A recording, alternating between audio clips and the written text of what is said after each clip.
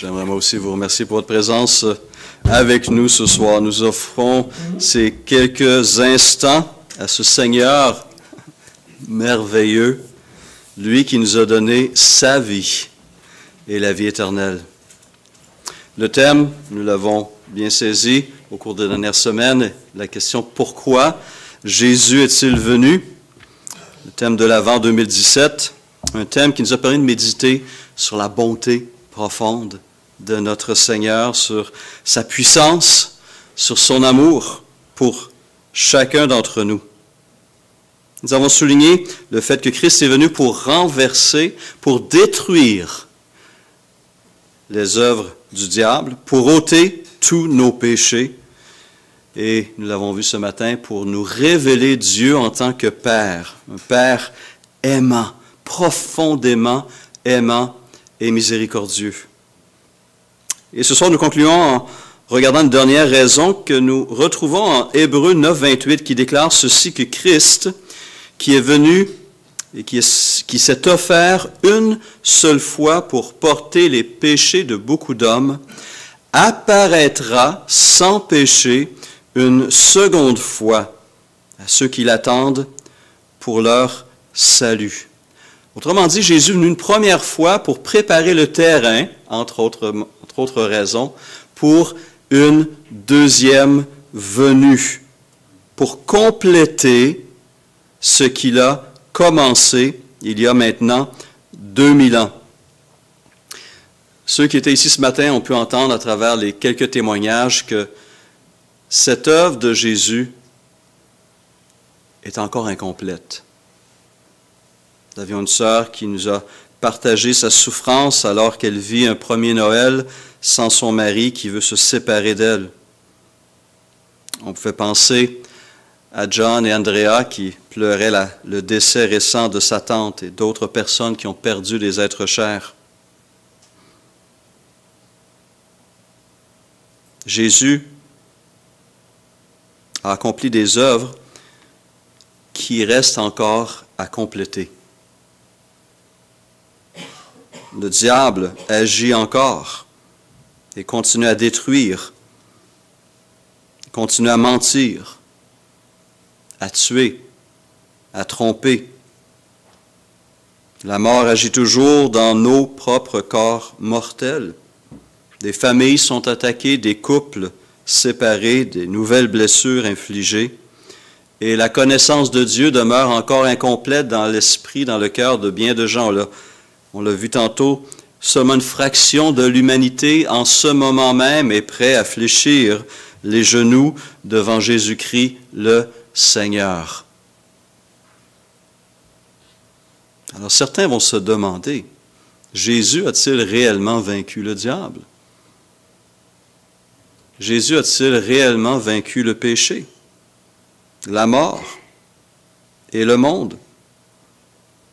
Et la Bible est très lucide sur ces choses. Hébreux 2, 8 déclare « Nous ne voyons pas encore maintenant que toute chose lui soit soumise. » Et d'autres ont souligné cette objection. Il semble que rien n'a changé depuis. Le mal demeure. Les hommes meurent. La souffrance est présente. La victoire ne semble pas si grande, si complète. Il semble y avoir encore tant à faire. On ne peut lire le récit du premier Avant, la première venue, sans prendre conscience que quelque chose d'autre doit se passer. C'est pourquoi nous lisons avec soulagement dans le Nouveau Testament que le Fils de Dieu va venir compléter cette œuvre qu'il n'a que débutée il y a 2000 ans. Et les témoignages concernant cette deuxième venue abondent dans le Nouveau Testament. Notre texte ce soir, Hébreux 9, 28, le précise. Christ, qui s'est offert une seule fois pour porter les péchés de beaucoup d'hommes, apparaîtra sans péché une seconde fois à ceux qui l'attendent pour leur salut.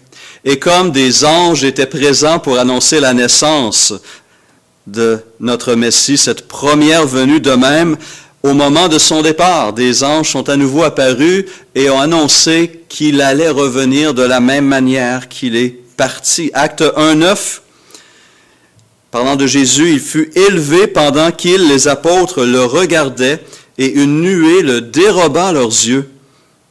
Et comme ils avaient les regards fixés vers le ciel pendant qu'ils s'en allaient, voici deux hommes vêtus de blanc leur apparurent et dirent, « Hommes galiléens, pourquoi vous arrêtez-vous à regarder au ciel? Ce Jésus qui a été enlevé au ciel du milieu de vous viendra de la même manière que vous l'avez vu allant au ciel. » Pourquoi Jésus doit-il revenir? Pour compléter ce qu'il a commencé. Cette réalité est mentionnée entre autres par l'apôtre Paul aux Philippiens. Il dit, « Nous sommes concitoyens des cieux, d'où nous attendons, comment? Comme sauveur. » Il doit encore revenir comme sauveur. Pourquoi? Je reprends. Nous sommes concitoyens des cieux, d'où nous attendons aussi comme sauveur le Seigneur Jésus-Christ, qui transformera le corps de notre humiliation en le rendant semblable au corps de sa gloire par le pouvoir qu'il a de s'assujettir toutes choses. Il est venu pour régler la question juridique du péché. Il n'y a plus de condamnation pour ceux qui sont en Jésus-Christ. Sa vie actuelle règle le péché de l'aspect moral, ces liens du péché qui nous liaient. La sanctification nous transforme, mais nous attendons son retour pour que cette œuvre soit complétée et aboutisse à la glorification des croyants. Justification dans le passé, sanctification dans le présent, glorification à son retour. Et c'est pourquoi Paul pourra dire avec assurance, « Je suis persuadé que celui qui a commencé cette bonne œuvre en vous la rendra comment? Parfaite. » Pour quand? Pour le jour de Jésus-Christ. Et donc, pour nous, disciples de Jésus-Christ et enfants de Dieu le Père, la seconde venue sera une source, non pas de crainte, non pas de terreur, mais de joie. Parce que la pleine délivrance nous sera enfin acquise. Délivrance du péché, délivrance totale et permanente de ce poids, délivrance de la mort, victoire totale sur tout. Et ce Seigneur qui est venu une première fois dans le dénuement, dans l'abaissement, viendra dans la gloire et dans l'élévation. Celui qui est venu dans la pauvreté viendra dans la richesse. Celui qui est venu dans la solitude viendra entourer des anges et des rachetés. Celui dont on ne pouvait offrir de place lors de sa première venue, le monde entier lui donnera toute la place qui lui revient de droit. Celui dont on s'est moqué en lui mettant une couronne d'épines et un roseau dans les mains, reviendra tenant le sceptre de l'univers, et tous les rois de la terre jetteront leur couronne à ses pieds. Un retour qui sera renversant. Et nous sommes donc de ceux qui attendons avec grande anticipation la réalisation de ces autres promesses. Et nous faisons partie de cette immense foule que Paul décrit comme étant des gens qui se sont convertis à Dieu en abandonnant les idoles pour servir dans le temps présent le Dieu vivant et vrai et, ajoute-t-il, pour attendre des cieux son Fils qu'il a ressuscité des morts, Jésus, qui nous délivre de la colère à venir. Donc, notre vie même de disciple de Christ regarde au passé, découvre dans le présent cette vie nouvelle qui nous amène à servir les bonnes personnes, la bonne personne, mais aussi garde nos regards tournés vers l'avenir, vers la réalisation finale du plan de Dieu. Nous attendons ce retour qui confirmera clairement aux yeux de tous notre salut, notre foi, et qui rendra cette œuvre visible aux yeux de tous, parce que dans le moment, nous marchons encore en 2017 et probablement en 2018 par la foi et non par la vue. Mais le jour vient. Frères et sœurs, le jour vient. Dieu qui a dit « La lumière brillera du sein des ténèbres » a fait briller la lumière en ce moment dans nos cœurs. On ne voit pas cette lumière autour de nous, mais elle est là, elle est réelle, elle est vivante et elle brille en nous. Mais encore, nous avons cette promesse de Romains 13, 12. La nuit est avancée, le jour approche. Cette lumière brillera et éclairera l'univers au complet, et tout œil le verra, et tout genou fléchira. Frères et sœurs, Jésus-Christ revient pour compléter son œuvre.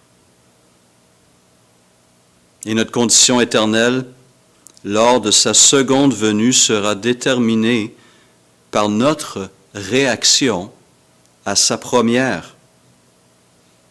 Nous nous tenons ce soir entre deux avants, entre deux venues. Nous nous réjouissons pourquoi exactement? Nous n'avons aucune raison de nous réjouir ce soir si Jésus est absent de nos cœurs, de nos pensées et de nos festivités. Mais s'il est réellement, profondément, la raison de la saison pour nous, que nos cœurs se réjouissent, car la première venue de Jésus, si elle a eu un tel impact sur l'histoire de l'humanité alors qu'il est venu en faiblesse, en abaissement, dans l'humiliation, imaginez l'impact qu'aura cette seconde venue lorsqu'il viendra dans la puissance et dans la gloire. Noël marque la première venue de Jésus et celle-ci était nécessaire pour préparer sa seconde. La question pour nous ce soir, et nous, sommes-nous prêts? Jacques écrit, « Soyez donc patients, frères, jusqu'à l'avènement du Seigneur. Voici le laboureur attend le précieux fruit de la terre, prenant patience à son égard jusqu'à ce qu'il ait reçu les pluies de la première et de l'arrière-saison. Vous aussi, soyez patients, affermissez vos cœurs, car l'avènement du Seigneur est proche. » Cette réalité est bien plus forte, bien plus grande encore aujourd'hui. Le Seigneur revient. Soyons prêts. Prions. Seigneur, nous sommes témoins ce soir des fruits de cette première venue. Et nous sommes ici pour témoigner notre reconnaissance du fait que tu as brisé les liens du péché qui nous gardaient liés. Tu as brisé la puissance de l'ennemi qui nous gardait dans la crainte, dans l'asservissement. Et tu as rempli notre cœur d'une espérance glorieuse, sachant, et cette vérité ne sera jamais suffisamment dite, que grâce à toi, le meilleur est à venir. Et nous sommes ici ce soir, non seulement pour célébrer cette première venue, mais pour te demander, te prier, te supplier que ton règne vienne et que ta volonté soit faite sur la terre comme au ciel. Amen.